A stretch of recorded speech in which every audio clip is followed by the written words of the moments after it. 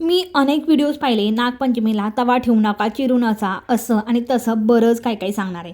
पण आमच्याकडे मात्र नागपंचमीला थालीपीठ व काळ्या वाटाण्याची भाजी करतात. सोबत गव्हाची खीरही असते. पण मी आज साबुदाण्याची खीर केली आहे, कारण की श्रावणातला पहिला सोमवार होता आणि उपवाससुद्धा होता. तर काय आहे ना ह्या पाठीमागची पद्धत. नागपंचमी येते मुळात श्रावणात, म्हणजे भर पावसात व शेतीच्या दिवसांमध्ये. पूर्वी या दिवशी जमीन खणणं, नांगरणं अशी कामं कटाक्षाने टाळली जायची. कारण नाग हा फक्त साप नाही आहे आपल्यासाठी, तर तो पूर्वापार चालत आलेला शेतकऱ्यांचा मित्र आहे.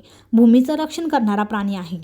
थालीपीठ हे भाजणीचं असतं, जे श्रावणात खाल्लं जातं, म्हणजे भाजलेले पदार्थ खाल्ले जातात.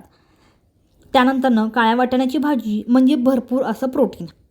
असं हे नागपंचमीचं मील असतं. आता साबुदाण्याची खीर मस्त झाली होती. तुम्ही ही रेसिपी एकदा ट्राय करा. तुम्ही काय बनवलं होतं ना काल नागपंचमीला, कॉमेंट करून नक्की सांगा.